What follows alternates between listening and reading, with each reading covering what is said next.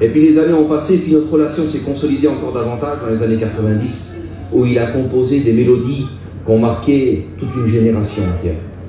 Des gens ont pleuré en écoutant certaines de ces merveilleuses ballades, et d'autres ont dansé en écoutant en plus ces autres compositions. Mais en tout cas, il a marqué toute une génération. Et puis les années ont passé, et puis toujours, bien sûr, arrosé d'alcool. Toujours l'alcool qui coulait à flot. C'était notre vie à nous. C'était la vie, c'était notre vie, c'était dans les clubs de jazz, enfumés par la cigarette, avec l'alcool qui coulait à flot jusqu'au petit matin.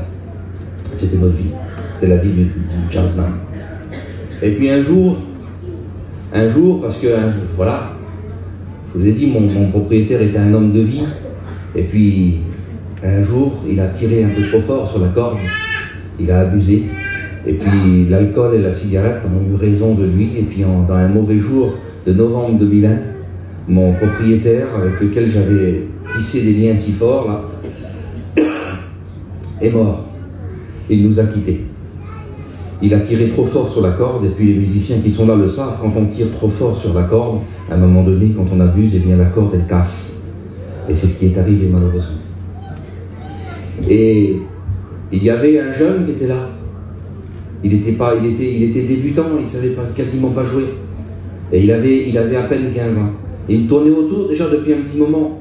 Et puis quand il jouait avec moi, il était débutant, maladroit, tout ce que vous voulez, mais dans son son, je retrouvais un peu du son de son père. Dans sa sensibilité, je retrouvais un peu du cœur de mon propriétaire. Et puis il m'a hérité. Et c'est devenu mon nouveau propriétaire. Il s'appelle David. Vous avez vu, il a joué avec moi tout à l'heure. Hein? C'est devenu mon nouveau propriétaire en 2001. Et avec lui, eh bien, on a reproduit exactement le même scénario qu'avec son père 40 ans auparavant. On est retourné dans les mêmes endroits pratiquement, avec les mêmes compagnies et les mêmes choses. On a planté le même décor. Et toujours avec le monde de la nuit, avec cet alcool qui coule à flot. C'était notre vie. Il l'avait hérité de ses pères. Et puis on a continué comme ça, on a avancé. Et puis on a commencé aussi à traverser les frontières et à aller dans le monde entier pour jouer, pour l'amour de la musique, pour transmettre eh bien, les valeurs de notre peuple. Et puis à un moment donné, eh bien, ça prenait de l'ampleur. Et puis à un moment donné, eh bien, c'était toujours cet alcool, là, cette cigarette, tout ça, ces choses-là. Mais à un moment donné, je me tracassais pour lui. Je me disais, mais ce jeune-là, il fait exactement ce que faisait son père, il va lui arriver exactement ce qui leur est arrivé. Le grand-père, il est mort à 43 ans, le père à 57 ans, mais lui aussi, il va mourir tout jeune, alors comme ça. Et puis je me tracassais pour lui. Et puis un jour, c'était un jour de décembre 2011. Il est parti, et puis il a été dans un endroit que je ne connaissais pas. Je ne m'étais jamais rendu là-bas. Il a été dans une réunion. Mais lorsqu'il est revenu, je le sais aujourd'hui, hein, mais à l'époque je ne le connaissais pas. Lorsqu'il est revenu et qu'il m'a pris dans les mains et qu'il a joué avec moi, j'ai senti quelque chose de différent. Mais je sentais que ce n'était pas quelque chose de travaillé, une vitesse spéciale ou quelque chose d'appris. Non, je sentais que ça ressemblait tout droit du ciel.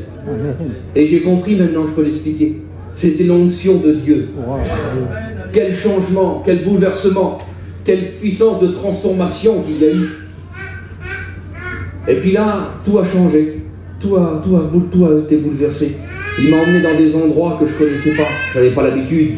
Et j'ai écouté des choses que je n'avais pas l'habitude d'entendre. Je me suis retrouvé dans des réunions. Et puis, on a commencé à partir avec le camping et on s'est retrouvé dans des missions, sur des chapiteaux. J'écoutais des choses merveilleuses que j'avais jamais entendues de ma vie, moi. Et puis, je me suis retrouvé, eh bien, à Gien, à la grande convention.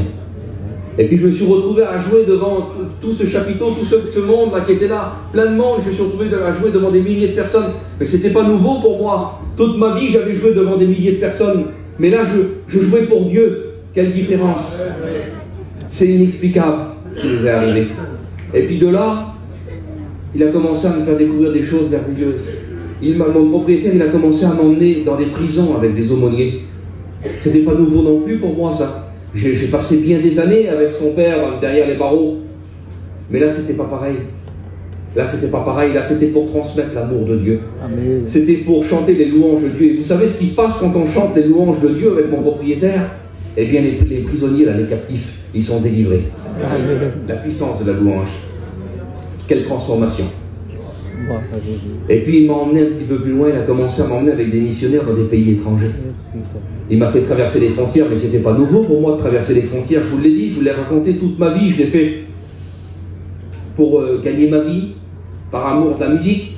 Oui, mais là, c'était plus pour un gain, ou c'était plus pour l'amour de la musique, non, c'était pour l'amour de Dieu. Quelle différence. C'est exceptionnel ce qui nous est arrivé.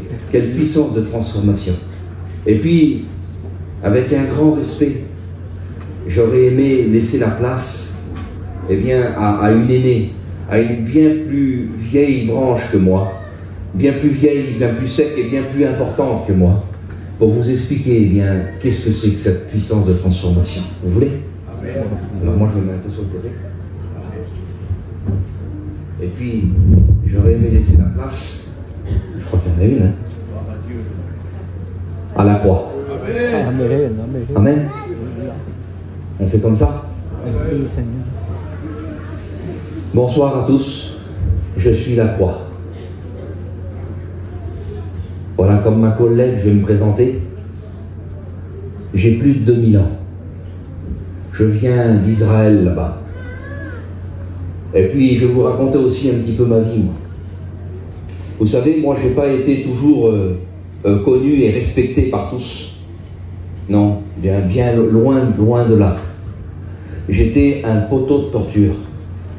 J'avais une vie qui était fade, monotone, qui était jalonnée de souffrance, de peine, de tristesse.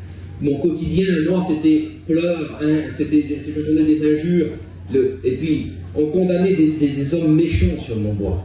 J'étais un poteau de torture. On condamnait des hommes qui avaient commis des atrocités. On peut l'imaginer, hein, des hommes condamnés à mort, c'est pas des enfants de cœur. Alors le sang coulait, et puis les pleurs, et puis les souffrances, et puis les injures des condamnés envers le bourreau, envers tout le monde. Et puis c'était mon quotidien, ça.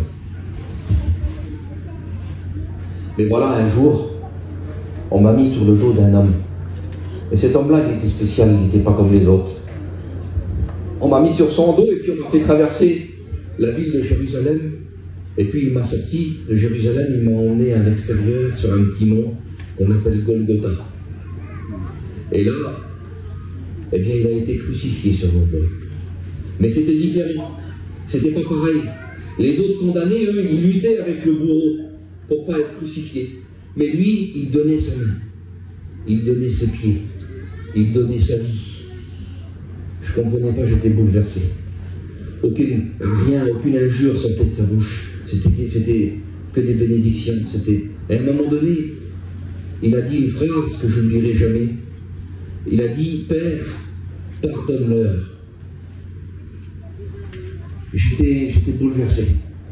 Ça a changé ma vie, ça a bouleversé ma vie. J'étais là, je comprenais rien de ce qui se passait, mais je comprenais une chose, c'est que c'était pas un amour humain. Je comprenais que c'était que la